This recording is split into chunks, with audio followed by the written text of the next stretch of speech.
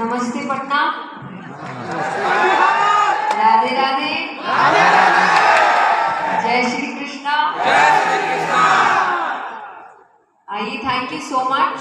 पहले तो आप सब आए अपना समय निकालकर मुझे सुनने के लिए, एंड वो भी बारिश में। हमें लगा था कि शायद लोग कम होंगे, बट आई डोंट थिंक बारिश का भी कोई असर हुआ है।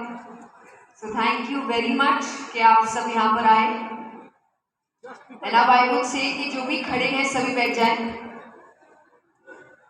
एक्सेप्ट फॉर कैमरा पर्सन्स, लेकिन वो भी कोशिश करें जितना हो सके बैठ जाएं थोड़ी शांति में। और थोड़ा सा ऑडियंस में लाइट्स आई थिंक करिए, लाइट्स ऑन कर दे। टेक्नीशियन से रिक्वेस्ट है कि ऑडियंस रोक के लाइट्स ऑन कर दे। और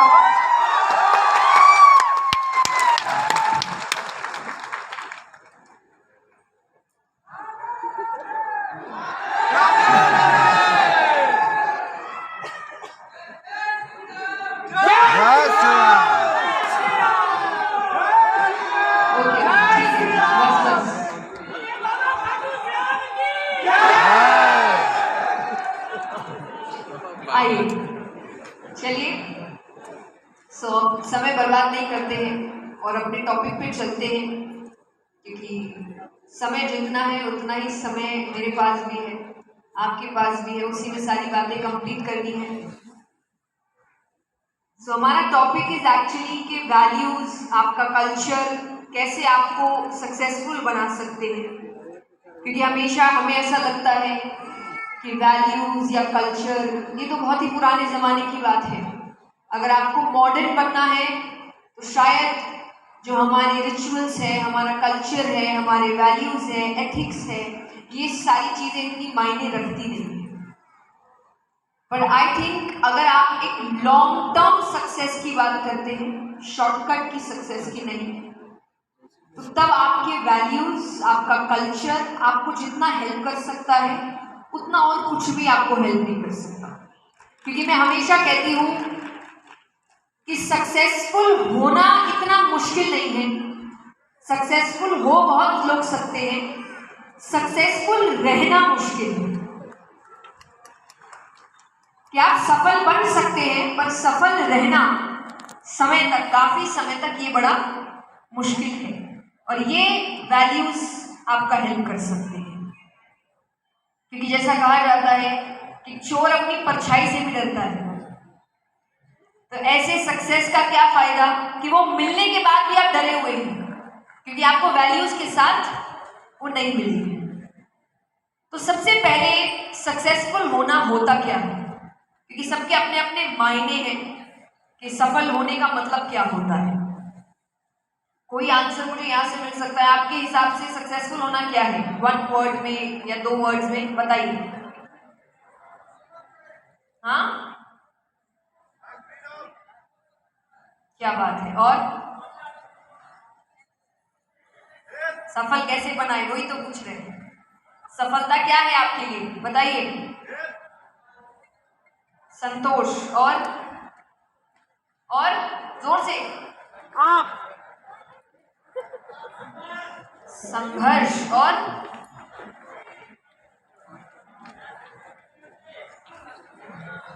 संतुष्टि, संतोष, एक ही बात। और लक्ष्य की प्राप्ति, और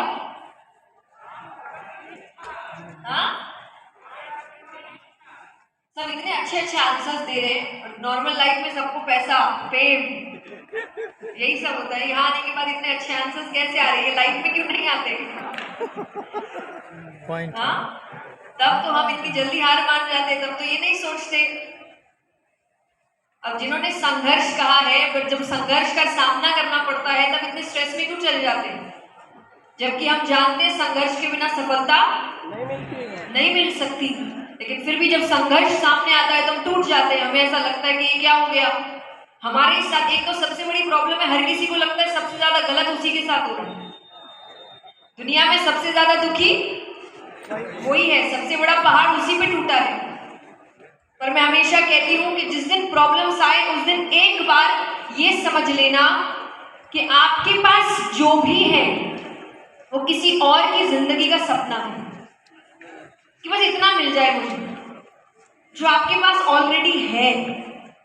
लेकिन हमारा ध्यान कभी भी हमारे पास जो है उस पर नहीं जाता। किस पर जाता है? हमारे पास जो नहीं है, या फिर ये भी जो दूसरे के पास।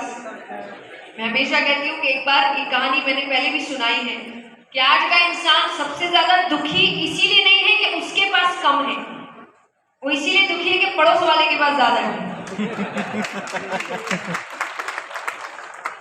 ये कहानी है, एक बार एक इंसान ने भगवान की तपस्या करी तो भगवान आते हैं, भगवान ने उसको दर्शन दिए। भगवान ने कहा क्या वरदान चाहिए?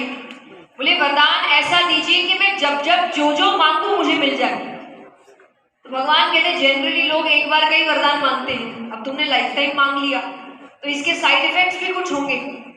तो बोले कैसे साइड इफेक्ट्स? बोले साइड इफेक्ट्स है कि तुमको जो चाहिए वो तो तुमको मिलेगा, पर उसका डबल तुम्हारे पड़ोस वाले को। अब वो कहे कि मुझे क्या फर्क पड़ता है, पड़ोस वाले को मिले उसके पड़ोस वाले को मिले, मुझे तो मेरे काम से मतलब है, मुझे जो चाहिए वो मिलना चाहिए। भगवान कहते वो तुम देखो, मैंने तुमको साइड इफेक्ट बता दिया। बोले अरे हाँ मुझे चलेगा। अब उसको गाड़ी चाहिए थी, उसने भगवान से कहा कि मुझे ऐसी ऐसी गाड़ी चाहिए, उसको मिल गई, पर पड़ोस वाले को अच्छा नहीं लग रहा उसको। पर उसने कहा कोई बात नहीं, मैंने तो भगवान से कहा ही था कि मुझे फर्क नहीं पड़ता। अब कुछ समय बाद उसको बड़ा बंगला चाहिए था, तो उसने कहा भगवान से कि मुझे एक बड़ा बंगला चाहिए। उसको बड़ा बंगला मिल गया, लेकिन पड़ोस वाले को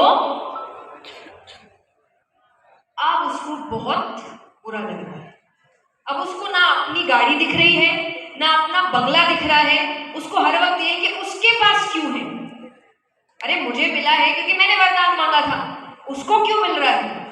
और ये गुस्सा, ये दूसरे को खुशी मिलने से प्रॉब्लम जो होने लगी है हम लोग को, वो इतना बढ़ता गया कि आप सोच भी नहीं सकते उसने तीसरी चीज क्या मांगी। वो तीसरी चीज मांगता है कि भगवान करे मेरी एक आंख फूट जाए। पड़ोस वाले की अब उसको खुशी होगी, वो खुशी इतनी अच्छी लगी कि वो चौथी चीज मांगता है भगवान करे मेरा एक हाथ ही टूट जाए। पड़ोस वाले की। अभी सुनने में हमें बहुत हंसी मजाक लग रहा है, पर ये आपको समझा रहा है कि हमारी मानसिकता कैसी हो रही है कि जब दूसरों के साथ अच्छा होता है तो हमें उसकी खुशी नहीं हो रही। मैं हमेशा एक बात कहती हूं कि आज के समय में जब लोग बोलते हैं बुराई बहुत बढ़ रही है, बुराई बहुत बढ़ रही है, कैसे नहीं बढ़ेगी, बुराई में एकता है। बुरे लोग हमेशा एक साथ खड़े होते हैं। इसका सबसे बड़ा एग्जाम्पल है जो यहाँ हर व्यक्ति जानता होगा, क्योंकि हर व्यक्ति एक समय पर बच्चा था कि जब बच्चे को डांट पड़ती है ना, वो कोशिश करता है कि वो सबकी गलतियां निकलवाए कि दीदी ने भी ये किया, भैया ने भी ये किया, उसने भी, उसको लगता है मेरे साथ सबको डांट पड़नी चाहिए। लेकिन वहीं पर अगर उसकी तारीफ हो रही है तो वो कोशिश करेगा कि तारीफ सिर्फ इसीलिए अच्छाई बढ़ती नहीं, क्योंकि एक अच्छा आदमी दूसरे अच्छे आदमी को सहन नहीं कर सकता। उसे लगता है कि इनाम सिर्फ मुझे मिलना चाहिए, अवार्ड सिर्फ मुझे मिलना चाहिए, पैसे सिर्फ मुझे मिलना चाहिए, नाम सिर्फ मेरा होना चाहिए। इसीलिए ज्यादा अच्छे लोग बढ़ ही नहीं पाते, क्योंकि एक अच्छा दूसरे अच्छे को ही गिराने में लगा है। जितना बुरे लोग दूसरे बुरे को बढ़ाने में लगते हैं, अगर उतने अच्छे लोग ये काम में लग जाए तो अच्छाई अपने आप बढ़ जाएगी। पर हमारा अधिकतर काम कमियां निकालने में है। लेकिन सच्ची बात है कि बुरा जो देखन में चला बुरा न मिलिया कोई, जो दिल खोजा आपनो मुझसे बुरा न कोई। मैं हमेशा कहती हूँ कि दुनिया में अगर बदलाव लाना है ना, और सच्ची में बदलाव लाना है, बदलाव लाने का नाटक नहीं करना है, अगर सच्ची में बदलाव लाना है तो अपने आप को सुधारना शुरू करो। हर आदमी अगर अपने आप को सुधारने में लग गया दुनिया अपने आप सुधर जाएगी।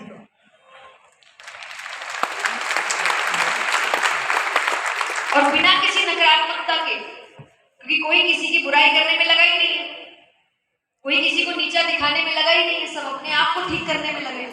और सबको लगता है मेरे अकेले से क्या होगा, तो मैं अपने आप को छोड़ के 10 को ठीक करता हूं। उसकी खुद में इतनी कमी है कि क्या बताएं। एक बार एक गांव में बारिश नहीं हो रही थी, तो उनके गांव में एक संत आए, तो उन्होंने संत से जाकर कहा कि बारिश नहीं हो रही है, क्या करें। तो उन्होंने कहा कि मेरे पास एक अच्छा तरीका है और बहुत बार काम भी किया हुआ है, लेकिन शर्त ये है कि जैसा कहूंगा वैसा ही करना पड़ेगा। तो सबने कहा अरे हमें तो जरूरत है बारिश की, हम वही करेंगे। तो बोले ठीक है, तुम्हारे गांव के बाहर जो एक खाली कुआं है, सूखा कुआं है, हर घर से 1 लोटा दूध लेकर आना है, उसमें डाल देना है आधी रात के समय, जब अंधेरा होगा, किसी को कुछ दिखेगा नहीं और किसी को भी कुएं में देखना नहीं है ये काम करते हुए। बस आप लोटा खाली करके अपने अपने घर चले जाओ, सुबह बारिश हो जाएगी। सबने कहा अच्छी बात है, सबको जरूरत थी, खेती नहीं हो रही है, खाना नहीं मिल रहा है, सब दिक्कत में है। तो सबने अपने अपने घर में तैयारियां कर ली। उसमें से एक घर, उसका जो आदमी था, उसने सोचा सब तो लाई रहे हैं, मेरे एक के नहीं लाने से क्या हो जाएगा। तो वो 1 लोटा पानी लेकर जाता है। किसको क्या पता चलेगा, इतने सारे सब 1 लोटा दूध लेके आ रहे हैं, एक पानी से क्या फर्क पड़ेगा। तो वो गया और चुपचाप उसने पानी का लोटा डाल दिया, सब वापस अपने अपने घर आ गए। घर आने के बाद सुबह हुई, बारिश नहीं हुई तो सब संत के पास गए, कह रहे आपने तो कहा था हो जाएगी। संत ने कहा हो तो जाती है, आज तक तो ऐसा हुआ नहीं, जरूर कोई दिक्कत है। और उन्होंने ये कहा था कुएं में देखना नहीं है, तो कोई गया भी नहीं। तो कहते चलो अब हम साथ में चलते, देखते क्या दिक्कत है। तो जब कुआं देखने गए और कुएं से अंदर झांक रहे हैं, तो उसमें पानी ही पानी है। कि जो बात वो एक व्यक्ति सोच रहा था कि सब तो दूध ला ही रहे हैं, मेरे एक पानी ले जाने से क्या हो जाएगा, पूरा गांव यही सोच रहा था। तो कोई दूध लेकर ही नहीं गया, सब 1 लोटा पानी लेकर गए। असलियत में यही हो रहा है कि हमारे अकेले से क्या हो जाएगा, हमारे अकेले से क्या हो जाएगा, ये सोचकर कोई काम कर ही नहीं रहा, सब ऐसे ही बैठे और इसीलिए दुनिया सुधर ही नहीं रही। जब तक आप उठकर ये नहीं कहेंगे कि मुझे चीजें सुधारनी है, तब तक चीजें नहीं सुधरेंगी। आपके घर का कचरा आपको ही साफ करना पड़ेगा।